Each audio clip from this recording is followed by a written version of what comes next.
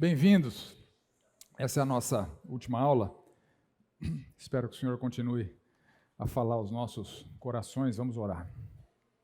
Senhor amado, muito obrigado por mais esse tempo de nos aplicarmos a conhecer, entender e assimilar o Teu recado para nós. Que as palavras do Senhor Jesus, tão significativas e relevantes para aquela audiência da sua época, continuem promovendo as transformações de vida e os impactos para cada um de nós. Oramos assim em nome do Senhor Jesus. Amém. Bom, finalmente estou pronto para começar, depois de alguns sustos aí, o projetor não funcionava, o som não funcionava, espero que o professor funcione, né? Então, vamos lá. Só recapitulando a nossa sequência de estudo aqui, vocês devem ter percebido que as parábolas que eu estou abordando aqui, elas não foram selecionadas de maneira aleatória, né? Eu estou seguindo uma lógica, né? E a lógica que eu estou seguindo é a seguinte: eu comecei aqui com a parábola do sal da terra e da luz do mundo, que trata justamente da essência da vida cristã, do propósito da vida cristã, né? Da nossa missão enquanto crentes no Senhor Jesus Cristo aqui nesse mundo. A gente não pode passar desapercebido, muito pelo contrário, nós somos agentes de revelação do reino através das nossas vidas, em primeiro lugar, e através das nossas parábolas. E esse fato de sermos cristãos, a gente refletiu nas parábolas da construção da torre e do rei que vai à guerra, que o Senhor Jesus Cristo ele está buscando servos fiéis. E com essas duas parábolas, ele adverte as pessoas da sua época e da nossa época, obviamente, a não tomarem a decisão de serem seguidores do Senhor Jesus Cristo, discípulos do Senhor Jesus Cristo, súditos do reino de Cristo, de maneira leviana, né? Como alguém que vai construir uma torre e não consegue acabar, gente que abandona a vida cristã no meio do caminho, ou um rei que vai à guerra e não consegue, sem avaliar adequadamente se vai conseguir vencer ou não a guerra. Então, a afirmação que eu fiz para vocês é o seguinte: o Senhor Jesus Cristo não vendia barato o evangelho, ele não está atrás de quantidade, ele está atrás de gente fiel, ele está atrás de gente que é sal da terra e que é luz do mundo, e não de crente nominal. Jesus não se impressiona com números. Ele não se impressiona com templos cheios. Porque se os templos estiverem cheios e o inferno não estiver vazio, não serve para nada. Na sequência da parábola do sal da terra e da luz do mundo, a gente foi para a parábola do rico tolo, que trata da avareza irracional, que é o principal obstáculo para alguém se tornar cristão e um dos principais obstáculos para alguém que é crente se tornar sal da terra e luz do mundo. A idolatria a Mamon impede a salvação e aniquila a relevância de quem é filho de Deus, servos do rei. E para ampliar a nossa compreensão da importância do assunto, eu trouxe duas outras parábolas, né, do tesouro oculto e das boas pérolas, parábolas em que o Senhor Jesus Cristo nos ensina de maneira muito direta que o reino de Deus é algo extremamente precioso, tem que ser extremamente valorizado. Para sermos súditos desse rei de maneira relevante, quaisquer sacrifícios valem a pena, quaisquer sofrimentos valem a pena. E a parábola da grande ceia, onde o Senhor Jesus Cristo demonstrou que aquela geração religiosa foi preterida em relação aos pobres, miseráveis, prostitutas, publicanos, gentios. Então, a elite religiosa se desviou do propósito central de Deus e na grande ceia o Senhor Jesus chama outras pessoas para fazerem parte do seu reino e para serem os seus agentes de proclamação através das suas vidas e das suas palavras. Isso não foi um plano B de Deus. A gente sabe na história que Deus sempre quis alcançar os povos, a salvação do mundo. O que a grande ceia demonstra é que aqueles que foram convocados primeiramente se desviaram a ponto de serem preteridos do reino do Senhor Jesus Cristo. Isso nos faz um alerta muito significativo em relação à religiosidade hipócrita de aparências que ainda está vigente nos dias de hoje de maneira muito intensa e pode estar vigente na minha e na sua vida, né? Então fica o alerta. E na sequência da parábola do rico tolo, considerando que ele trata da questão de como fazer o bom uso do dinheiro, e ali na parábola do rico tolo, a benevolência, a caridade é apresentada pelo Senhor Jesus Cristo como uma prova inconteste de que alguém de fato não é um avarento irracional. A parábola do administrador infiel reforça a continuidade dessa linha de raciocínio do Senhor Jesus Cristo, porque ela diz respeito à forma como nós usamos os recursos que Deus tem nos dado nessa vida. E é das parábolas uma das mais difíceis, né? A gente viu que parece que o Senhor Jesus Cristo está ensinando ali a desonestidade, né? E não é o caso, obviamente, né? Mas o conceito da parábola é que o Senhor pega elementos do cotidiano, situações corriqueiras, e a partir delas traz ensinamentos fundamentais, espirituais e relevantes, mas ele não está necessariamente valorizando as coisas ruins que aparecem ali da postura do administrador infiel, que lançava a mão da desonestidade para se dar bem com a utilização de dinheiro que não era seu, que era do seu patrão. Uma vez que ele ia perder o emprego, ele quis agradar alguns credores, diminuindo-lhes fraudulentamente a dívida, para que esses credores pudessem agir com benevolência para ele quando ele ficasse desempregado. E o Senhor Jesus, dessa cena esquisita de desonestidade, ele nos ensina que nós também podemos, como aquele administrador infiel, fazer uso de recursos que não são nossos, que são de Deus, para favorecer pessoas nessa vida, os carentes, os necessitados, que precisam de ajuda, para que nós angariemos um tesouro nos céus. Esse é o paralelo, né? E a gente viu outras parábolas que também tratam de situações onde comportamentos humanos reprováveis são utilizados pelo Senhor Jesus Cristo para nos ensinar de maneira relevante. A parábola do juiz iníquo, que atende aquela viúva por conta da insistência dela. Então, os paralelos são muito claros na parábola, né? A viúva é quem ora, o juiz iníquo é Deus. Então, mas ele não está dizendo que Deus é iníquo. Ele só está dizendo que para receber você precisa pedir, e pedir insistentemente. É assim que Deus administra a forma como Ele nos abençoa através das nossas orações. E a parábola do amigo inoportuno, que é atendido pelo amigo por conta de ter pedido, de ter tido a cara de pau de acordar o amigo e a sua família para fazer um pedido. É o mesmo princípio. Quem não pede, não recebe. Se até um amigo atende o outro estando contrariado, quanto mais Deus atende os seus filhos sem estar contrariado. Mas precisa pedir. E a gente viu o princípio bíblico que Tiago explora. Vocês não têm, por que não pedem? Então há um reservatório de bênçãos prontas para serem concedidos, e o único critério é pede. Quem não pede, não recebe.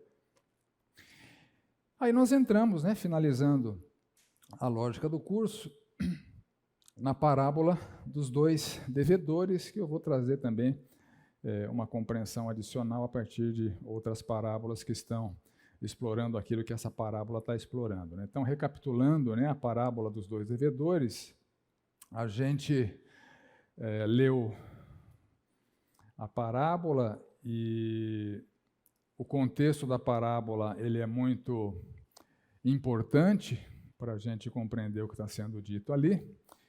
Então, Jesus é convidado, né, por um fariseu chamado Simão para um jantar na sua casa, o que não é uma cena comum, porque havia uma hostilidade mútua, né, entre os fariseus e Jesus, né?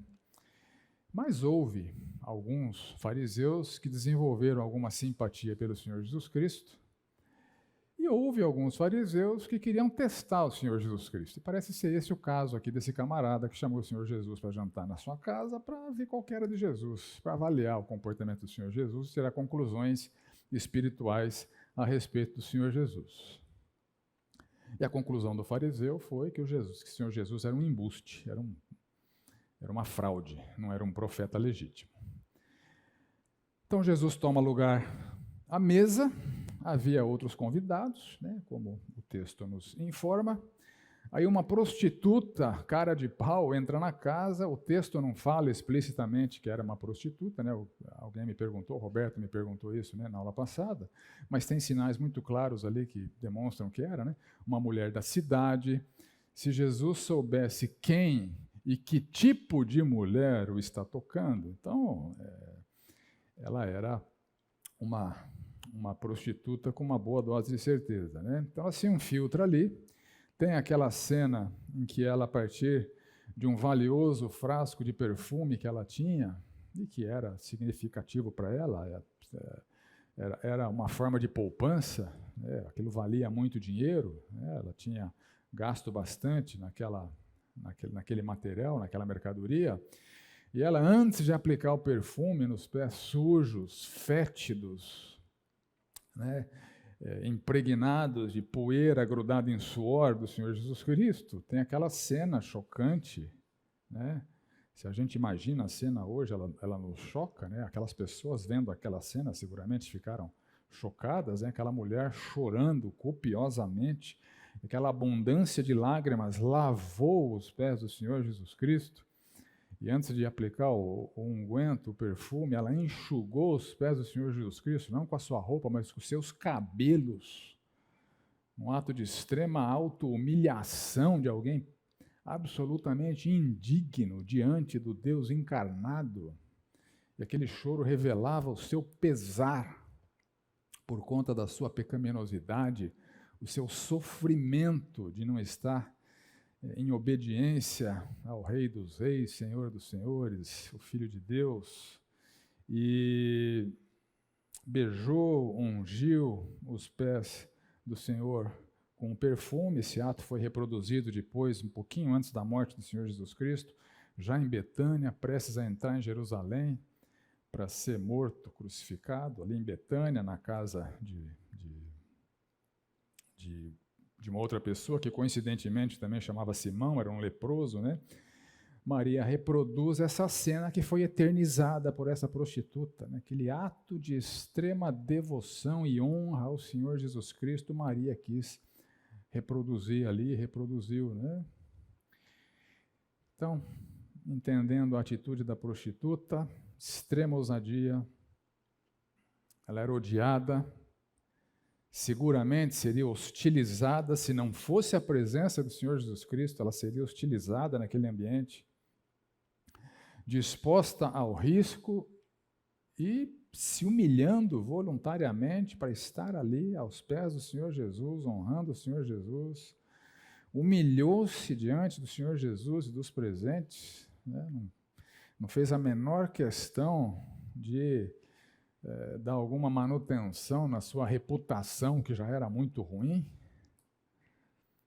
Limpou com lágrimas e com seus cabelos antes de ungir, perfumava, beijava os seus pés. Então, seu choro demonstrava uma dor emocional muito intensa, era uma tristeza profunda de alguém que carecia do perdão do Senhor Jesus Cristo, porque reconhecia plenamente o tamanho da sua miséria, da sua pecaminosidade, e era um choro que demonstrava arrependimento. Então gastou aquele perfume precioso, honrou o Senhor Jesus Cristo, e o fariseu reprova o Senhor Jesus Cristo em silêncio. Não, esse cara é uma fraude. Se fosse profeta, ele saberia quem o estava tocando e que tipo de mulher é esta que o está tocando. Então, esse fato, essa introspecção do fariseu, nos sugere que aquele ambiente era um teste. Como Como o Senhor Jesus foi submetido a muitos testes. Se der tempo, eu vou falar de um teste que o Senhor foi submetido hoje aqui, naquela cena do apedrejamento, na tentativa de apedrejamento da mulher adúltera que está lá em João 8. Né? Então, em várias situações, Jesus foi testado.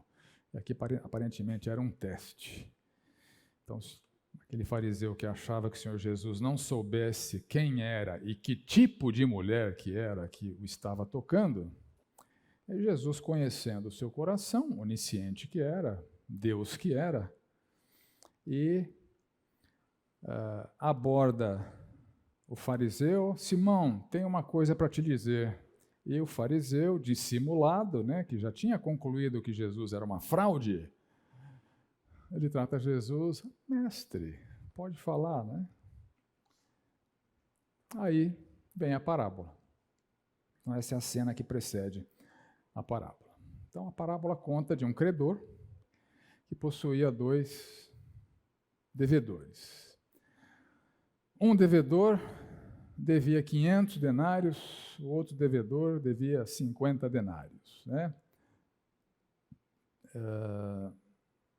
Só fazendo um parênteses, né? Pessoalmente eu prefiro as Bíblias que têm essa equivalência formal na tradução, né? Que traduz denário por denário, que traduz côvado por côvado, metreta por metreta e assim por diante, hora sexta por hora sexta, né? Porque isso nos faz pesquisar e evita alguns erros que normalmente os tradutores cometem com unidades de medida, com unidades de tempo. Né? Por exemplo, em João, hora sexta não é meio-dia, hora sexta é 6 horas da manhã, mas você vai na sua Bíblia, o Evangelho de João na NVI, ou dependendo da versão da NVI, teve uma versão que eles já corrigiram, né? Ou outras versões que não usam equivalência formal, usam equivalência dinâmica, eles traduzem lá a hora sexta por meio-dia.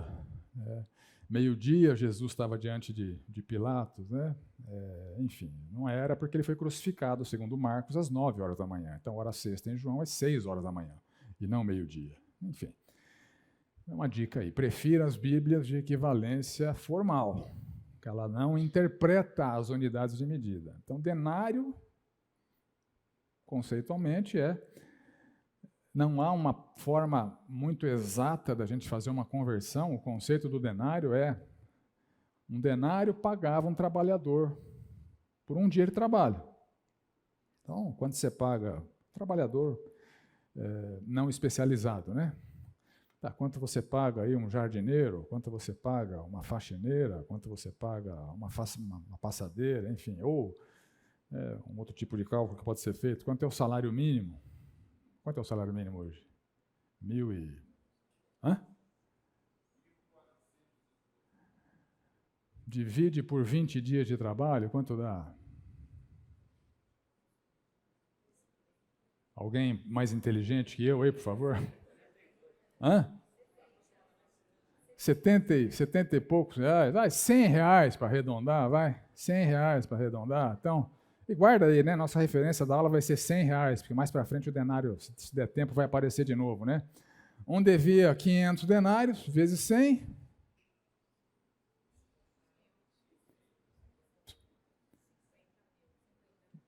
$50 mil. E o outro devia 50 denários, vezes 100, 5 mil. Né? 5 mil reais. Devia 10 vezes menos. Nenhum deles tinha como pagar. O texto fala, na parábola do Senhor. E o credor, misericordiosamente, bondosamente, perdoou os 2.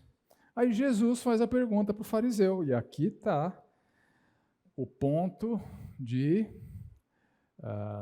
inflexão da história para a realidade. O que o Senhor Jesus está ensinando aqui, tendo em vista o contexto anterior, o fariseu e a prostituta, tendo em vista a história aqui que foi contada. O Senhor Jesus faz a seguinte pergunta, né? Deixa eu ler o texto aqui.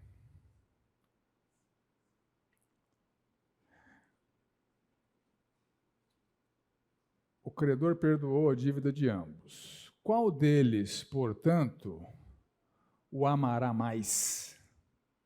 Aí o Simão, fariseu, respondeu: penso que é aquele a quem mais perdoou. Jesus disse: você julgou bem. Então, o Senhor Jesus estabelece aí uma relação de proporcionalidade entre amor a Ele e ao perdão recebido. Então, você julgou bem. E Jesus compara, então, o Simão com a prostituta. Então, havia 2 credores, dívidas diferentes, montante de perdão diferente. Então, dessa comparação dos devedores, o Senhor Jesus passa a comparação direta, sem parábolas, né? Na lata, entre o Simão e a prostituta. Né? A comparação eu resumi aí nessa tabela. Bom, o Senhor Jesus fala: cheguei na sua casa, você não me ofereceu água para os pés. Isso era um ato elementar de hospitalidade. A pessoa chega da rua para uma refeição, ela precisa se lavar as mãos, lavar os pés, né, porque os pés estavam sujos, das ruas empoeiradas, né, das calçadas empoeiradas, porque eles vão se sentar à mesa e os pés vão ficar ali, perto uns dos outros. Então era um ato básico, não só de hospitalidade, mas de higiene. Né? Mas o fariseu, ávido por aplicar o teste no Senhor Jesus Cristo, imagino eu, não ofereceu água para os pés. E o Senhor Jesus Cristo fala para ele: essa mulher lavou meus pés com as suas lágrimas e enxugou com os seus cabelos. O fariseu não recebeu Jesus com um beijo na face, que era também naquela cultura um ato de gentileza, de generosidade. Né? Nos dias de hoje a gente não recebe homens com beijos, né? A gente recebe mulheres com beijos. Mas naquela época o ósculo entre homens era praticado, né? Paulo se refere a isso, né? Uma saudação estimulada lá com ósculo santo, né? Uma forma de receber bem, de transmitir honra. Né? Então, Jesus não foi recebido pelo fariseu com um beijo na face, e a mulher não para de beijar os pés de Jesus Cristo. O fariseu não ungiu a cabeça do Senhor Jesus com óleo, o que para a gente, para a nossa cultura, seria um negócio até esquisito, né? Imagina você chegar na casa de alguém e o cara jogar uma lata de azeite na sua cabeça. Né? Você vai ficar chateado. Vai lembrar, aquela cultura, aquela sequidão, aquela aridez, aquela poeira, não tinha shampoo, não tinha condicionador, etc. O óleo era um recurso utilizado para hidratação, eles se sentiam bem fazendo aquilo. Então, ele disse para o fariseu: você não me fez esse ato de gentileza, para o meu asseio, um pouco de óleo, né, para tirar a poeira do cabelo, para hidratar meu couro cabeludo. E essa mulher está ungindo os meus pés com o perfume. E aí vem as nossas conclusões. Né? O fariseu não teve nenhum pecado perdoado, ainda o devedor da parábola teve lá um pouquinho de perdão, 10 vezes menos, mas teve. O fariseu não foi perdoado por quê? Porque ele não achava que precisava. Não achava que precisava. E a gente vai ver depois na parábola do fariseu e do publicano que sobem para orar. E a mulher teve seus muitos pecados perdoados, porque a sua dor era sincera, o seu arrependimento era sincero, ela estava ali buscando o perdão do Senhor Jesus Cristo. E a conclusão é que Jesus não foi amado pelo fariseu, que não foi perdoado, não achava que precisava. Aliás, achava que Jesus era um embuste. Aliás, deve ter ficado indignado quando o Senhor Jesus disse que a mulher estava perdoada, como em outras situações isso aconteceu. Na cura do paralítico era uma cena parecida, quando o Senhor Jesus disse que o paralítico estava perdoado, as pessoas ficaram indignadas, era uma reação esperada daquele fariseu. Ele não amou, e a mulher muito amou. Ela foi muito perdoada, tinha muita consciência da sua necessidade de perdão e recebeu o perdão do Senhor Jesus Cristo, e a resposta dela foi uma resposta de muito amor. Né? Então, ligando o conceito da parábola ali com Marcos 2, 16 a 17, a gente lê o seguinte em Marcos: os escribas dos fariseus, vendo comer em companhia dos pecadores e publicanos, perguntavam aos discípulos dele: por que come e bebe com os publicanos e pecadores? Tendo Jesus ouvindo isto, respondeu-lhes: os sãos não precisam de médico, e sim os doentes. Eu não vim chamar justos, e sim pecadores. E a gente tem que entender essa afirmação do Senhor Jesus Cristo à luz da realidade teológica, né? Eles não eram sãos coisa nenhuma. Eles só não reconheciam que eram sãos. Eles não eram justos coisas nenhuma. Eles só se achavam justos. E o Senhor Jesus fala: não vim chamar vocês que se julgam sãos, que não têm noção do tamanho da sua doença pecaminosa. Não vim chamar vocês que se julgam justos. Eu vim chamar pecadores ao arrependimento. Então é isso que está acontecendo ali na cena, na casa daquele fariseu. Então, uma conclusão direta que a gente pode aprender do texto é que o amor a Jesus Cristo é sempre diretamente proporcional ao nível de reconhecimento do tamanho da própria pecaminosidade e do consequente tamanho do perdão necessário. Essa é a lição. Você tem noção de quanto pecado seu foi perdoado naquela cruz? E continua sendo perdoado hoje? Você tem noção de que desde que você acordou até agora, já tem pecados aí que estão sendo compensados pelo sangue do Senhor Jesus na cruz? Então, esse nível de compreensão da nossa miséria nos leva a uma atitude de gratidão e amor extremos ao Senhor Jesus Cristo. Então, o amor a Jesus é sempre diretamente proporcional ao nível de reconhecimento do tamanho da própria pecaminosidade e do consequente tamanho do perdão necessário. Era o que faltava para aquele fariseu, era o que faltava para os religiosos da época, era o que faltava para os sãos e para os justos, né, de Marcos 2, 16 e 17. Então, essas pessoas não amam Jesus. Não entendem a sua pecaminosidade, não reconhecem que precisam ser perdoadas, não têm noção do tamanho da sua miséria espiritual.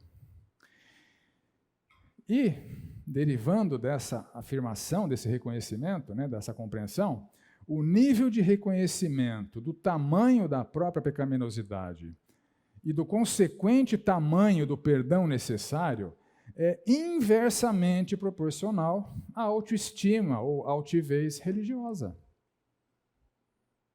Faz sentido? Eu sou são. Eu sou justo.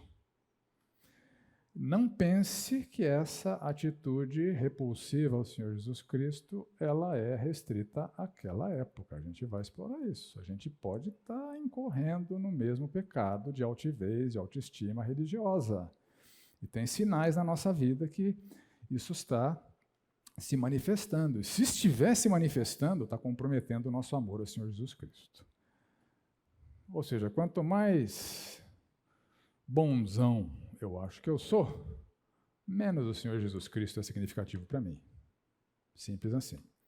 E quanto mais miserável, desgraçado, no sentido da desgraça inerente ao pecado, eu reconheço que eu sou, mesmo depois de ter sido salvo, eu continuo pecando. Espero que menos. Mas eu continuo precisando daquela cruz para remover os meus pecados. Porque tem gente que acha que se converteu, agora virou um semideus, né? Então essas grandezas, elas se relacionam desta maneira. Então é isso que nós somos claramente ensinados pela parábola, né? Então, de novo, não nos iludamos que estamos isentos. Isso seria altivez. Se achar que você não parece nem um pouquinho com aquele fariseu, isso já seria altivez. Talvez a gente se pareça com ele em algumas situações, pelo menos. E quando elas se manifestarem, nosso amor a Jesus vai estar diminuindo. Então, assim, aí eu pus uma imagem, né, para gravar no nosso subconsciente, para a gente se lembrar sempre disso. Né? Dizem que uma imagem, às vezes, é mais significativa do que muitas palavras. Né? Quanto maior a autoestima ou altivez religiosa, menor o amor a Jesus Cristo. Você tem a percepção equivocada do que você precisa, de quem você é. E quanto mais você se diminui enxergando a sua miséria e o quanto você precisa do amor, do perdão, da misericórdia, da paciência de Deus, do Senhor Jesus Cristo, mais você está comunicando que você ama Jesus, porque você entende o quão significativo e importante a obra dele está sendo na sua vida. Faz sentido, gente? Quanto mais gostosão, menor eu estou amando Jesus. Quanto mais eu reconheço a minha miséria, mais eu entendo o tamanho do perdão que eu recebo.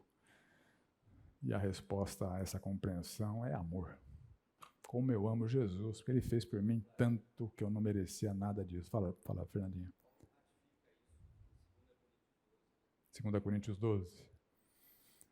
Relembra a gente aí, porque de cabeça eu não lembro. Quando eu sou fraco, então é que eu sou forte. Obrigado, Fernandinho. É isso mesmo, né? Tá na mesma linha de raciocínio aqui do Senhor Jesus Cristo, né? Quando eu reconheço a minha miséria e, no caso de Paulo, ali, incompetência para lidar com os desafios da vida, aí é que eu conto com o poder de Deus, né? Então é um paralelo bem interessante. Obrigado, Fernandinho.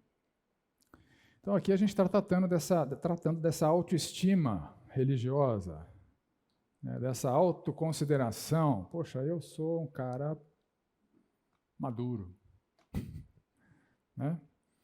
Já li bastante, já estudei bastante, compreendo bastante, ensino, né? Como se os ensinamentos fossem meus, como se a fonte de conhecimento fosse aqui, né? E não é. Então, o crescimento dessa altivez religiosa implica na diminuição do amor ao Senhor Jesus Cristo. Acho que é isso que eu quis capturar com essa figura aí, né? Então lembra disso, né? A sua autoestima é esse balão vermelho e o amor a Jesus é o balão azul. Então o tamanho deles o ar é o mesmo, né? Para encher um tem que esvaziar o outro e vice-versa.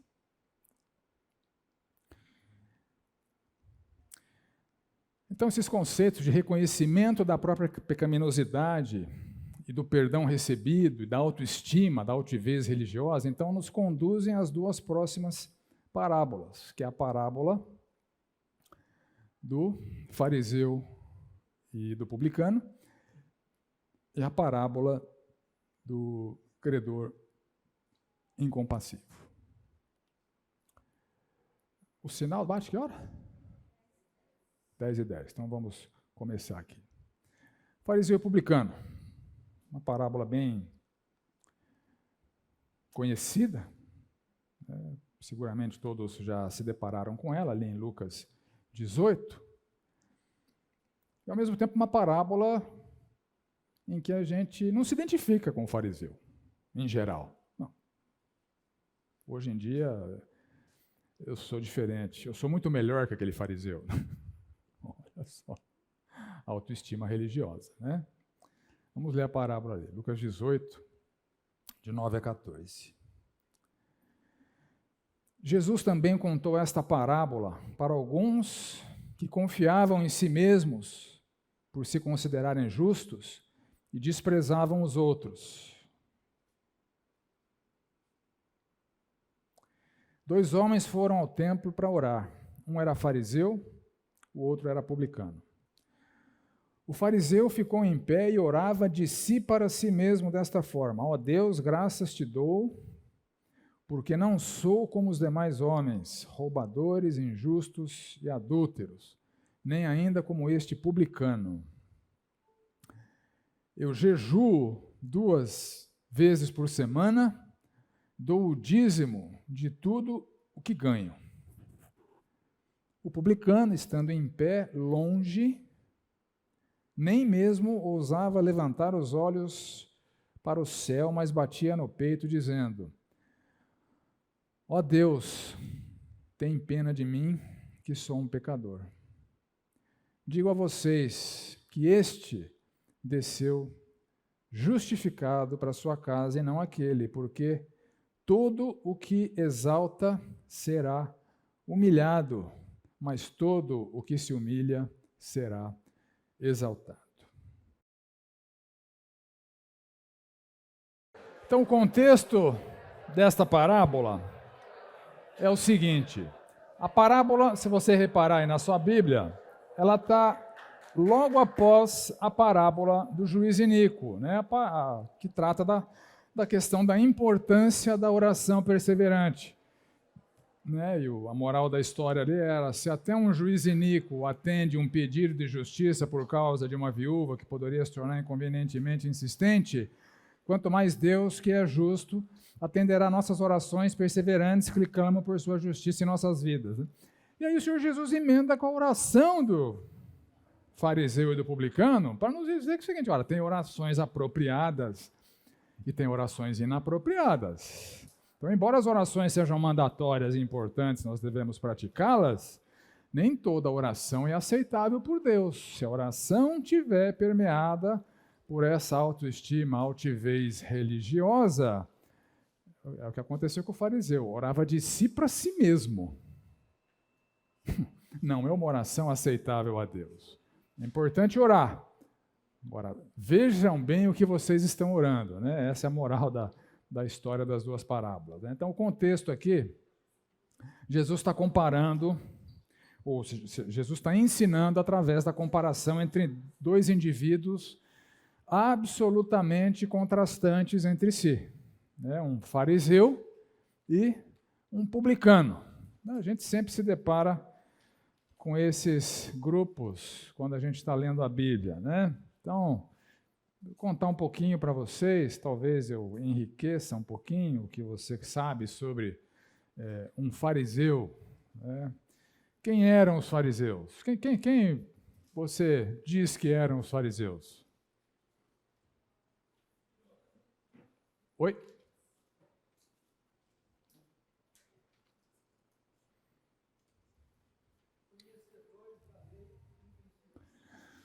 Eles eram conhecedores da lei, em princípio, né? Talvez, se eu entendi o seu em princípio, que o conhecimento deles talvez não fosse o que Deus quisesse que eles conhecessem, né? Então, eles conheciam um pouquinho da lei. O que mais? Oi? Dentre eles haviam os mestres da lei, né? Ok. Então, deixa eu explicar um pouquinho mais de coisas que a gente precisa saber a respeito desses camaradas. A Bíblia, através dos evangelhos, a Bíblia menciona, os evangelhos mencionam 4 grupos ou partidos. Haviam mais, né? Os selênios, por exemplo, né? que não estão aqui, mas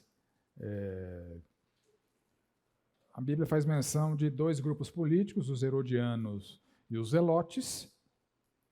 Herodianos, como o próprio nome diz, eles eram os bolsonaristas da época, né? As pessoas que eram fiéis a Herodes, né? Se identificavam com o nome de Herodes, né? Então, nesse sentido, né, que eu me referi aos bolsonaristas, né? A pessoa que é fã do Bolsonaro se identifica sem problema como sendo um bolsonarista. Os herodianos também, eles apoiavam a dinastia dos Herodes. E os zelotes, que era outro grupo político, que eram os revolucionários, os descontentes, os violentos contra Roma, né, lançavam mão de ataques contra soldados, eram meio terroristas. Né? Oi? Entendi. Não pode vazar. Tem que só. Tá bom. Então guarda aí. Melhor. O Senhor Jesus não recrutou nenhum herodiano, mas ele recrutou um zelote. Dentre os chamados pelo Senhor Jesus Cristo, lá tinha um zelote. Né? E havia dois grupos religiosos mencionados ali. O grupo dos saduceus e o grupo dos fariseus, que é quem está à baila aqui, né? Um fariseu, alguém desse grupo dos fariseus, né? É interessante que, embora herodianos e fariseus fossem mutuamente inimigos, porque Herodes era um vassalo de Roma e os fariseus ansiavam pela libertação de Roma. Até esses dois grupos inimigos se uniram contra Jesus numa certa ocasião, né? Em Marcos, a gente lê o seguinte: retirando-se os fariseus, conspiravam logo com os herodianos contra ele, como lhe tirariam a vida. O raciocínio é o seguinte: o teu inimigo é meu inimigo, nós somos inimigos, mas temos um inimigo em comum, vamos nos associar para eliminar o inimigo Jesus Cristo, né? Então, os saduceus, em contrapartida, os saduceus eles eram um grupo majoritário no Sinédrio. O Sinédrio era aquela liderança dos judeus, né? Eram as pessoas, eram os anciãos que representavam o povo, que tomavam algumas decisões. A liderança judaica, essa liderança judaica, obviamente submissa à dominação romana, ela era predominantemente formada por pessoas desse grupo religioso dos saduceus. Eles tiveram mais poder que os fariseus até o ano 70, mas os fariseus aparecem com mais proeminência porque eles eram mais hostis que os saduceus a Jesus, embora os saduceus também fossem hostis ao Senhor Jesus Cristo. Então, os sacerdotes, por exemplo, em geral, pertenciam ao grupo religioso dos saduceus. Obrigado, Loré. Eles não criam na ressurreição, né? Eles não criam em anjos, demônios. Então, eles tinham uma fé meio esquisita, né? Porque negavam coisas que a própria Bíblia falava no Antigo Testamento.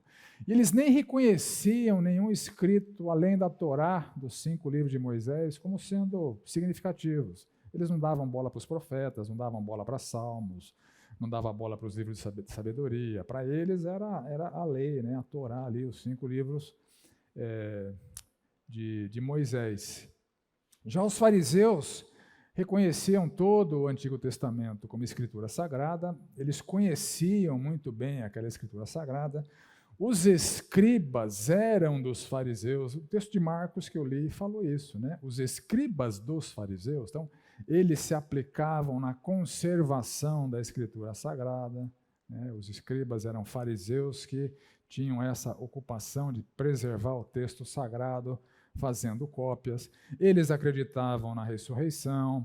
Os mestres da lei também eram fariseus, as pessoas que ensinavam o povo nas sinagogas, em geral, eram fariseus. Agora, eles valorizavam a Bíblia, mas também valorizavam tradições que eles haviam produzido na forma de interpretações da Bíblia. E essas tradições, para os fariseus, tinha tanto peso, tanta importância quanto a própria palavra, né?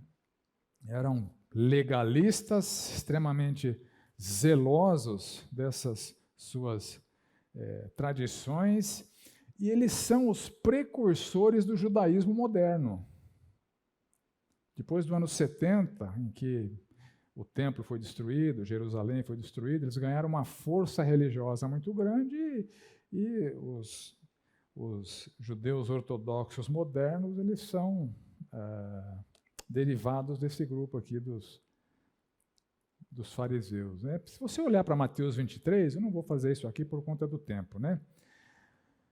Mateus 23 é um ataque frontal do Senhor Jesus Cristo contra esse grupo hipócrita, legalista. Na cadeira de Moisés se assentaram os escribas e os fariseus. Façam e observem tudo o que eles disserem a vocês, porque eles conhecem a lei, quando eles falam da lei, eles estão falando a verdade, né? Mas não os imitem em suas obras, porque eles dizem e não fazem. hipócritas. E aí o Senhor Jesus discorre um tratado de acusações contra os fariseus, ou seja, não eram amigos do Senhor Jesus Cristo e pela sua influência perniciosa ao povo, porque eles próprios não eram salvos e impediam pessoas que seguissem os seus ensinos de serem salvos, o Senhor Jesus se aplicou em combatê-los com bastante veemência, porque eles estavam impedindo pessoas de conhecerem a salvação através do Senhor Jesus Cristo. Em contrapartida, havia aqui os publicanos, né, que o outro protagonista da parábola é um publicano. Quem eram os publicanos, gente? Tá? Eles eram cobradores de impostos. Qual que era a nacionalidade dos publicanos? Eles eram judeus, não eram romanos. Então, imagina. Eles eram nomeados por Roma para abrirem ali o seu escritóriozinho de cobrança. Eles ficavam responsáveis pela cobrança eles ganhavam a concessão de cobrança de uma certa área. Então eles mapeavam todo mundo que moravam naquela área lá e realizavam essas atividades de cobrança. Mas como é que o povo os enxergava? Traidores, párias, né? E, além de serem aliados de Roma na cobrança dos impostos, eles, em geral, não eram muito honestos. Então, eles sobrecarregavam, a carga tributária que eles impunham era maior. Mas só que eles não repassavam isso para Roma, eles ficavam para eles, né? Então, cobravam mais do povo, retinham para si e repassavam o que era esperado que fosse repassado para Roma, né? E então eles eram sacanas tanto com o povo quanto por Roma, ou seja, era gente muito desonesta em geral. E o Senhor Jesus também chamou Mateus ou Levi, que era um publicano, né? E a gente viu aqui que teve uma ocasião que o Senhor Jesus teve uma experiência com um publicano, né, que se converteu, né? Zaqueu, né, ele se converteu, ele parou de ser ladrão, ele resolveu restituir todo mundo que ele tinha lesado, restituir 4 vezes o que ele tinha lesado, decidiu dar metade do que tinha para os pobres, e o Senhor Jesus fala que houve salvação ali naquele contexto, né? E nessa cena aqui, o Senhor Jesus condena a autoestima, a altivez religiosa do fariseu, e o Senhor Jesus valoriza a humildade consciente da pecaminosidade do publicano. Então, o religioso aqui é condenado e o pecador, o traidor, o pária, o desonesto, ele é exaltado pelo Senhor Jesus Cristo. E aqui a gente pode extrair a seguinte afirmação teológica: toda expressão de autoestima ou altivez religiosa é hipócrita. Na fé cristã não tem estrelas, não deveria ter celebridades, não. Então, autoestima, altivez religiosa é hipócrita, e esse era o mal daqueles fariseus. Veja essas afirmações. Miserável homem que sou, quem me livrará do corpo dessa morte? Quem falou isso? Paulo. Qual que é o seu conceito sobre o apóstolo Paulo? Era um servo fiel ou não? Paulo foi o maior escritor do Novo Testamento, certo? Errado.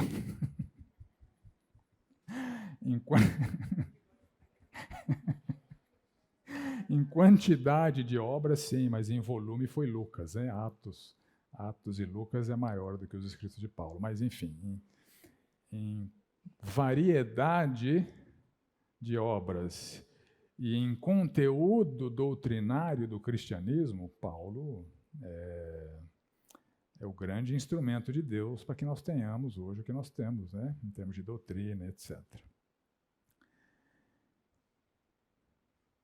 nem mesmo sou digno de ser chamado apóstolo. Dada a relevância que esse camarada teve, muito maior do que os demais apóstolos, diga-se de passagem, né?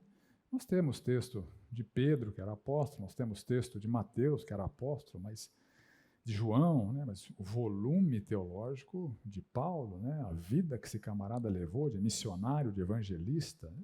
É assim que ele se via. Ele não se via, eu sou a estrela missionária do Senhor Jesus Cristo. Não, eu não sou digno de ser chamado apóstolo. Eu persegui a igreja de Deus. Por causa dele, Jesus Cristo, perdi todas as coisas e as considero como lixo para ganhar a Cristo. Paulo era fariseu. Alguém com uma autoestima e uma altivez religiosa muito significativa, mas isso aí virou refúgio, lixo para ganhar a Cristo. Caiu a ficha de Paulo, né? Cristo Jesus veio ao mundo para salvar os pecadores, dos quais eu sou o principal. Qual o tamanho da autoestima de Paulo? 0. Eu sei quem eu sou, eu sei quem ele é. Como João Batista, né? Acho que um versículo para governar as nossas vidas deveria ser a palavra de João Batista. É importante que ele cresça e que eu diminua. Cristianismo não tem lugar para estrelismo, nem para celebridade. Não nos pregamos a nós mesmos, mas Cristo Jesus como Senhor. Temos, porém, esse tesouro em vasos de barro.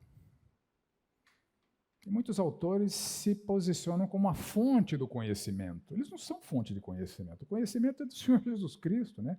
Nós pregamos a Jesus Cristo e esse é um tesouro. Esse tesouro está em vaso de barro. Às vezes acontece o contrário. O barro está sendo pregado num vaso de ouro. Isso é altivez religiosa. Estrelismo evangélico é altivez religiosa. Olha essas palavras de Martinho Lutero, que estão registradas nessa obra que está no rodapé aqui. A reação do Lutero, quando ele soube que tinha um grupinho lá se autodenominando luteranos. A primeira coisa que peço é que as pessoas não façam uso do meu nome e não se chamem de luteranas, mas cristãs. O que é Lutero? Os ensinamentos não são meus, nem fui crucificado por ninguém. Como eu, um pobre saco fedorento de vermes que sou, pude chegar nesse ponto onde pessoas chamam as crianças de Cristo pelo meu maldito nome.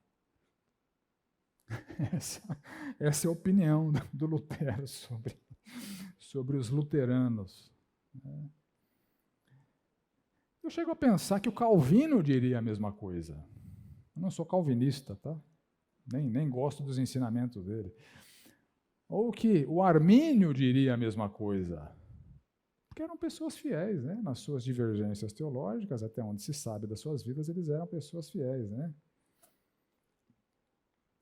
Então, o fariseu era o oposto de Paulo, era o oposto de Lutero, né? Eles eram os altivos, os expoentes, os mestres, os admirados, os que nutriam uma visibilidade de religiosidade muito patente, né? Alargavam as suas franjas, que era um sinal de compromisso com Deus. Então, quanto maiores as franjas, mais as pessoas veriam o quanto eu sou comprometido com Deus, né? E os filactérios, aquela caixinha com um trecho da Bíblia que eles atavam na testa, né? Eles andavam com os filactérios do tamanho de um baú, né? Porque quanto maior o filactério, mais as pessoas o enxergariam como alguém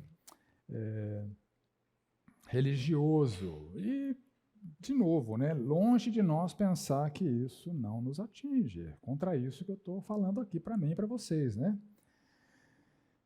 Essa é uma cena comum entre os apóstolos.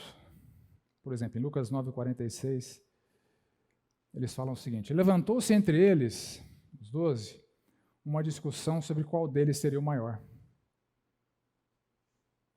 Essa disputa pela proeminência, pela honra, foi recorrente entre os 12. A gente vê isso muito claramente nos evangelhos.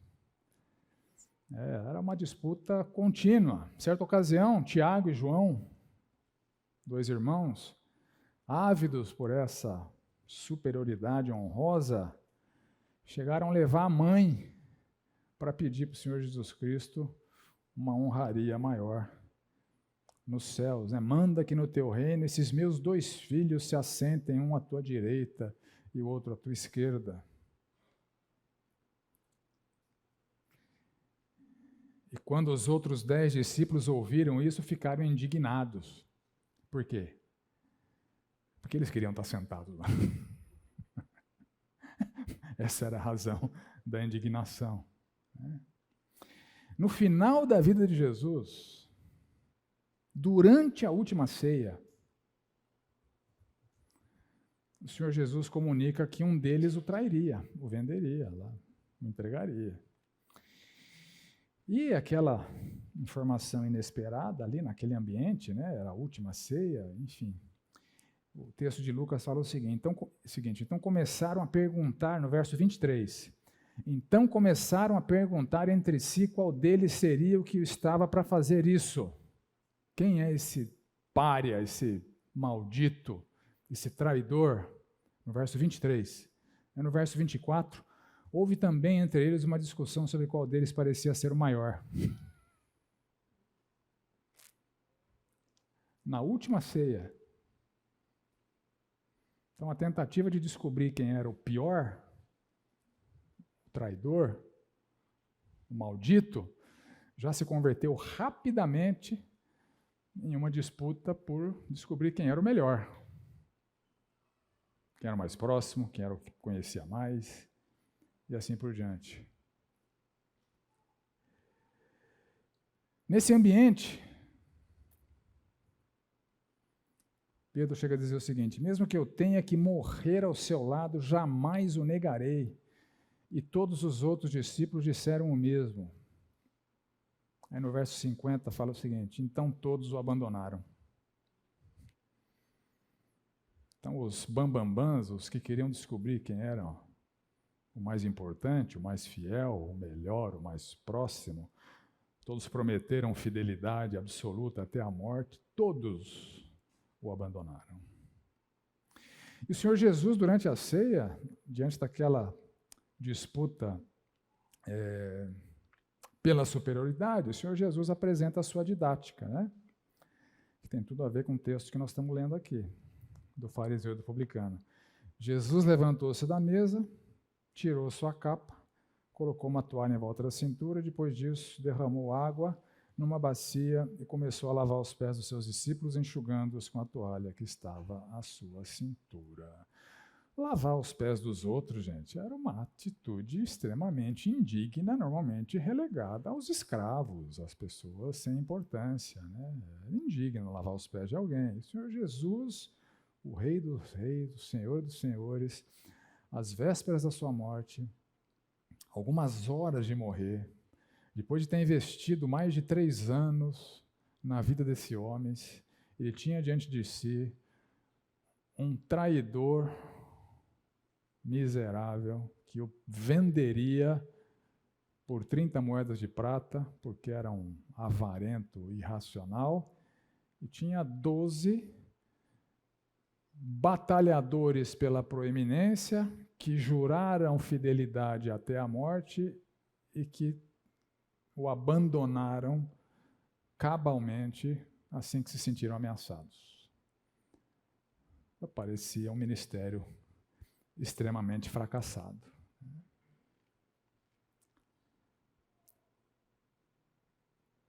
Aí, em Mateus 20, o Senhor Jesus ensina: quem quiser tornar-se o grande entre vós, será este o que vos sirva.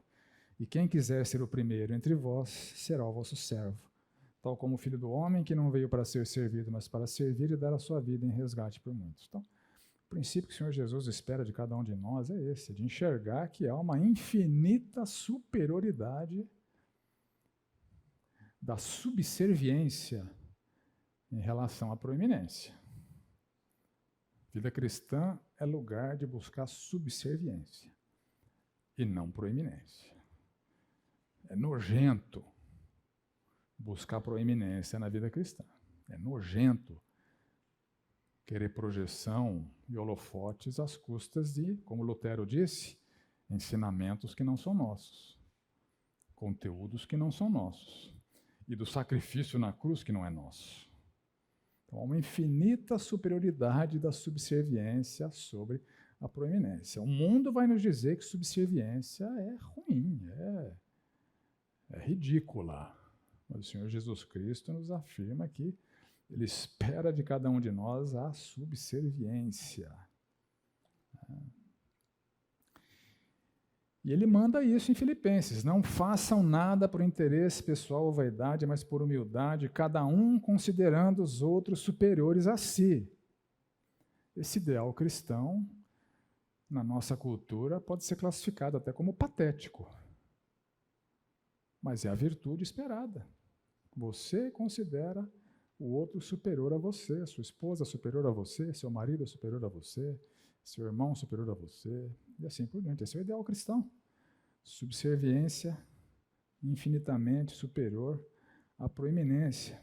E Efésios: sujeitem-se uns aos outros no temor de Cristo. Então esse é o âmago da moralidade cristã. Não medalhas, né, mas atitude de quem lava os pés, né? E, comparando aquela situação dos fariseus, do fariseu e dos publicanos, né, uma reflexão para a gente fazer aqui. Quais são as expressões de altivez religiosa que você tem visto?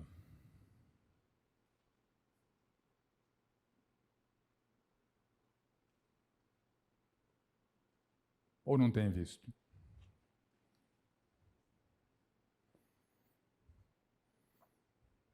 Bom, talvez a gente tenha... Eu entendo que talvez a gente esteja receoso de abrir a boca para não escancarar o nosso coração, né? Então vamos lá, deixa eu te dar alguns parâmetros, né? Olha só. Liderança autoritária. Deixa eu começar a falar mal dos pastores, né, que é a minha casta. Liderança autoritária. Existe no meio evangélico um imaginário falso de que há uma superioridade entre pastores e ovelhas, né? As pessoas confundem a liderança cristã com status, com honra. Liderança não tem nada a ver com status nem com honra. A liderança cristã é uma liderança serviçal, né? É bom pastor, é o pastor que serve bem, né? E eu tenho visto, né, chega para a gente aqui notícias, estou me remetendo a um caso específico, né, que aconteceu recentemente. Um pastor de uma igreja da região chegou a dizer para um membro lá que queria se desligar de lá, porque lá o ensino bíblico está ruim, e queria mudar de igreja. O cara chegou a dizer: não, se você fizer isso, você vai estar pecando. Então essa atitude de ser dono, eu já ouvi, né? Não, as minhas ovelhas. A gente é pastor de ovelhas de Cristo, né? Ninguém tem ovelha aqui. As ovelhas são do Senhor Jesus Cristo. Então, eu tenho visto muita manifestação no meio pastoral dessa autoestima, dessa altivez religiosa, marcada por uma liderança autoritária e que se julga merecedor de maior honra e proeminência do que os demais membros da igreja. Alguns se auto-intitulam um ungido do Senhor. Cheguei a ver camarada pregando: olha, se seu pastor for pego roubando na igreja, não mexe com ele não, porque ele é um ungido do Senhor. Então, esse é um conceito absolutamente pernicioso, diabólico, equivocado. A liderança cristã não pode ser autoritária. Isso é revoltante, é nojento para o Senhor Jesus Cristo. E o exibicionismo religioso, que pode estar se manifestando de várias maneiras. através da ostentação de credenciais e feitos, né? Tem coisas que só Deus julga, né? Mas quando a gente ouve, a coisa soa estranha. A pessoa se apresenta, numa discussão, apresenta a sua credencial, né? Não, eu sou formada não sei aonde, estudei com não sei em quem, então eu acho isso. Tá? Então, sempre que essas glórias pessoais são trazidas à tona, pode ser um indicador de desejo de ostentação, de proeminência, de honra, de autoestima, de altivez religiosa. Eventualmente, orações podem ser feitas buscando esse tipo de coisa. Olha que coisa medonha, né? A gente pode orar para impressionar as pessoas, como aquele fariseu estava fazendo lá quando orava, enaltecendo as suas credenciais, né? Nosso vocabulário pode estar sendo usado de maneira a despertar admiração. Nosso conteúdo de oração pode estar sendo utilizado para mostrar para as pessoas o quanto a gente conhece a Bíblia. Cara, isso é baixo, né? E quando uma oração sai dessa maneira, é igual aquele fariseu, né? Ora de si para si mesmo. Deus sabe quem somos, né? Ou perguntas em sala de aula. De novo, não é nenhuma crítica à pergunta. Tá? A pergunta sincera é boa, ela ajuda o professor, ela ajuda os demais alunos. Agora, você pode fazer uma pergunta, levantar a mão e fazer uma introdução para a sua pergunta, visando despertar nas pessoas um reconhecimento de que você conhece bem o assunto, né? Isso pode acontecer, né? É difícil a gente falar que eu já vi acontecendo, porque é só Deus que julga essas coisas, né? Mas tem hora que a gente ouve certas perguntas em sala de aula que passa esse sentimento. Então tem que pedir perdão para Deus, me ajuda a não julgar meu irmão, né? Julga o Senhor, né? Mas que parece, né? Ou ministração, a ministração teatral, a ministração performática, seja numa aula, seja numa pregação. É Deus quem julga, né? É Deus quem julga, mas seguramente é um ambiente onde dá para trazer atenção para si de maneira muito fácil, trazer os holofotes para si, despertar admiração, se deliciar com as palavras de apreciação. Olha, é um ambiente de tentação para quem está na posição de ministrar. Lembra do que o Lutero falou? Os ensinamentos não são meus. Eu não morri por ninguém, né? Então, quem ministra tem que ter essa consciência, que é um mero mensageiro. A fonte de conhecimento não é quem ministra, a fonte de conhecimento é o Senhor, né? Ostentações em conversas, né? Enfim, são alguns ambientes onde podemos estar manifestando esse exibicionismo religioso e qualquer expressão de ares de superioridade em quem você considera inferior a você dentro da igreja. Aqui uma ironia, né? Quando um maduro deprecia um imaturo, o que esse maduro está sendo? Imaturo, né? Porque não é papel dele, não é esperado dele isso. Fulano é imaturo, fulano é débil na fé. Deixa Deus julgar isso, né? O que ele espera de cada um é a humildade. Então, algumas aplicações da parábola do fariseu e do publicano. Chegando na última aqui,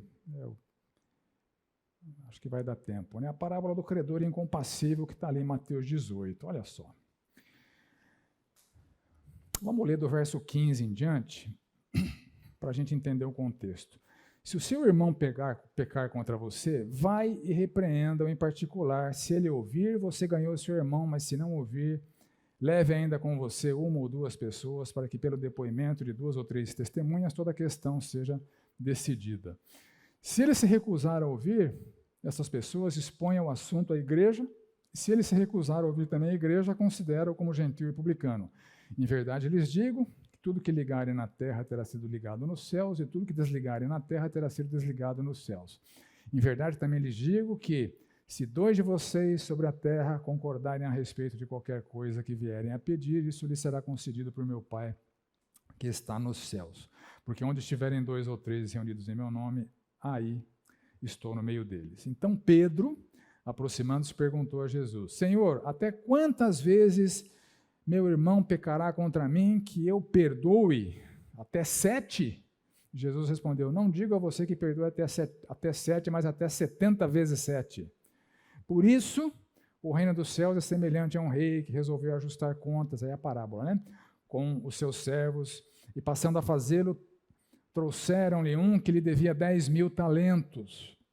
Não tendo ele, porém, com que pagar, o senhor desse servo ordenou que fossem vendidos, ele, a mulher, os filhos e tudo que possuía, e que assim a dívida fosse paga. Então o servo, caindo aos pés dele, implorava: tenha paciência comigo, pagarei tudo. E o senhor daquele servo compadeceu-se dele, mandou-o embora e perdoou-lhe a dívida. Saindo, porém, aquele servo encontrou um dos seus conservos que lhe devia 100 denários. Agarrando-o, começou a sufocá-lo, dizendo: pague-me o que você me deve. Então seu conservo, caindo aos pés dele, pedia: tenha paciência, te pagarei. Ele, porém, não quis, pelo contrário, foi e lançou na prisão até que saldasse a dívida. Vendo seus companheiros o que havia acontecido, ficaram muito tristes, foram relatar ao seu senhor tudo o que lhe havia acontecido. Então o senhor, chamando aquele servo, lhe disse: servo malvado, eu lhe perdoei aquela dívida toda porque você me implorou. Será que você também não devia ter compaixão do seu conservo, assim como eu tive compaixão de você? Indignando-se, o senhor entregou aquele servo aos carrascos até que ele pagasse toda a dívida. Assim também o meu Pai que está nos céus fará com vocês, se do íntimo não perdoarem cada um a seu irmão. Interessante que essa parábola está no contexto em que Pedro faz uma pergunta depois que o Senhor Jesus Cristo estabelece o processo de disciplina na igreja, que é a reação da igreja para a recuperação do pecador. Não é para a punição do pecador, é para a recuperação do pecador. Então, o primeiro passo de repreensão individual, o segundo um passo com repreensão com testemunhas, um terceiro passo com exposição pública para a repreensão coletiva através da igreja, um quarto passo, se houver obstinação pecaminosa, considerar gentil e publicano, desligado da igreja, vai ser desligado do céu, né? É isso que o Senhor Jesus fala na sequência ali, né? Então, a igreja tem essa procuração celestial de desligar pessoas da comunidade em função da sua obstinação pecaminosa, né? Então, é disso que o Senhor Jesus está tratando ali. Aí o Senhor Jesus o Pedro acha isso muito estranho, e Pedro quer um parâmetro quantitativo. Ok, o Senhor falou de irmão que pecar, tal, mas quantas vezes? Não é possível que tem que ser todas as vezes. Quantas vezes eu devo perdoar? Aí o Senhor Jesus responde que não é 7, mas 70 vezes 7, né?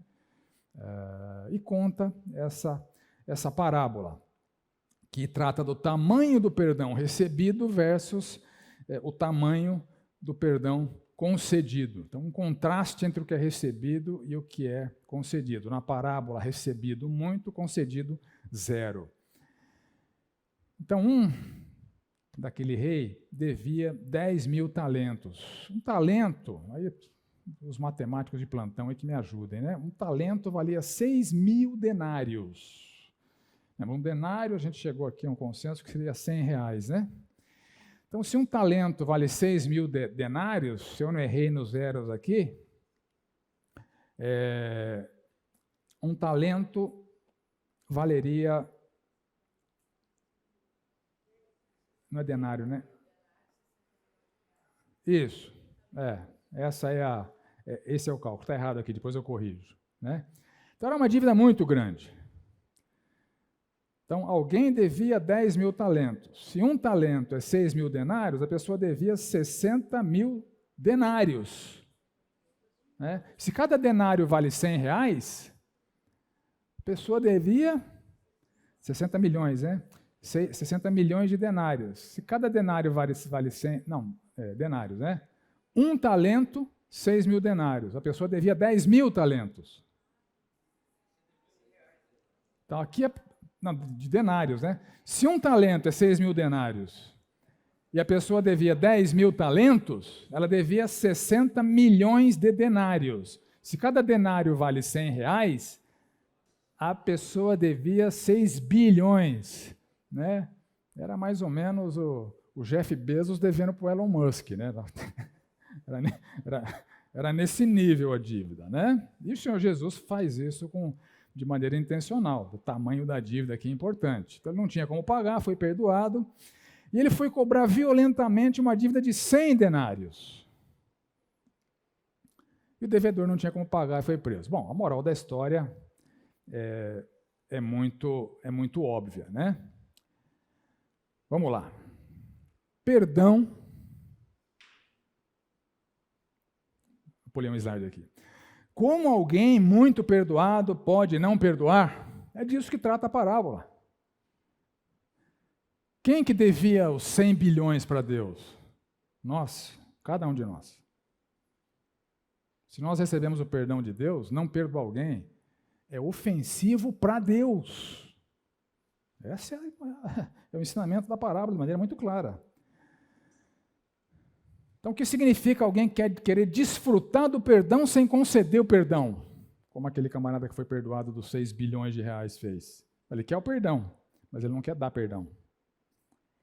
Uma mesquinhez, né? Um egoísmo, uma atitude baixa, né? Então, a moral da história é o seguinte: os perdões concedidos serão sempre muito menores do que os recebidos. Deus nos perdoou muito mais do que nós vamos precisar perdoar pessoas nessa vida. E a distância é a distância da parábola lá, né? Tá? Então, algumas considerações em relação a essas verdades espirituais. Perdão, portanto, é obrigação, é dívida. Você não tem o direito de não perdoar. Deus vai ficar muito bravo com você se você não fizer. Colossenses 3,13, né? Assim como o Senhor vos perdoou, assim também perdoai vós. Perdoai-vos mutuamente. Você recebeu perdão, você tem que dar perdão. É obrigação. Você deve perdão para quem te ofender. Simples assim. Você deve perdão para quem te ofender. Então, perdoar, né, envolve várias coisas, mas principalmente, eu entendo que perdoar é um ato voluntário de jamais fazer referência à ofensa novamente, por causa do sangue de Jesus. Se o sangue de Jesus pagou por aquela ofensa, quem é você para trazer a ofensa à tona de novo? Se você diz que perdoou, você deve assumir com Deus esse compromisso de jamais fazer referência à ofensa novamente.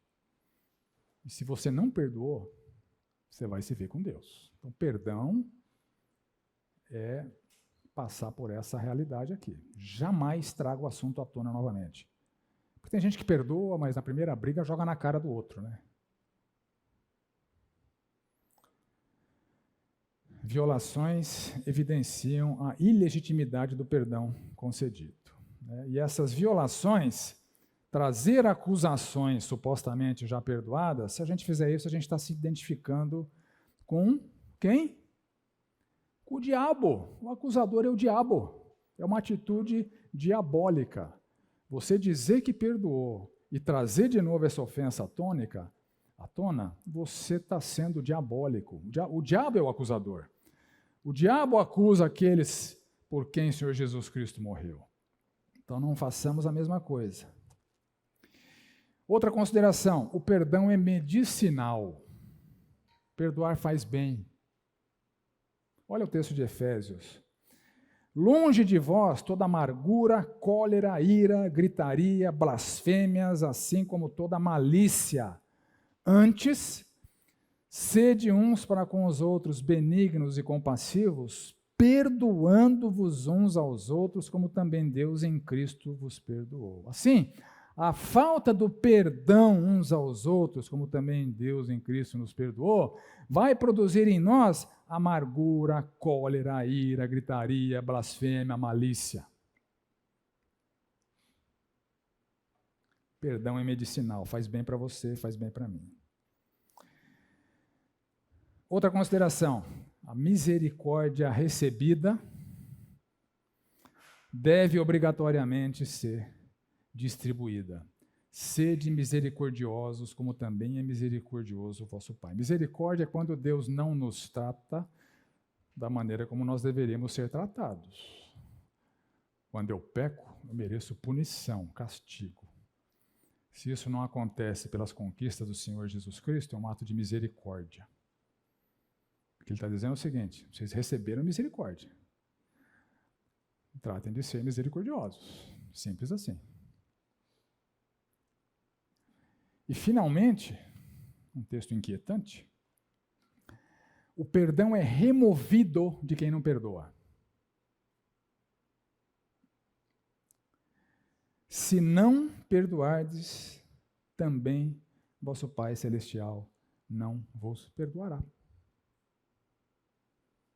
Se você quer continuar sendo perdoado, trate de perdoar. Quem não perdoa, não é perdoado.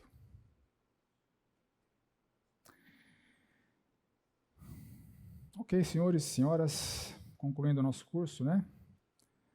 4 parábolas basais, das quais nós desprendemos essas outras, né? E tivemos condições nesses 4 domingos de refletirmos em maior ou menor profundidade nessas parábolas todas, que o Senhor, através delas, tenha desenvolvido ou fortalecido as nossas convicções e, a partir de agora, que nosso proceder seja moldado por esses conhecimentos. Amém?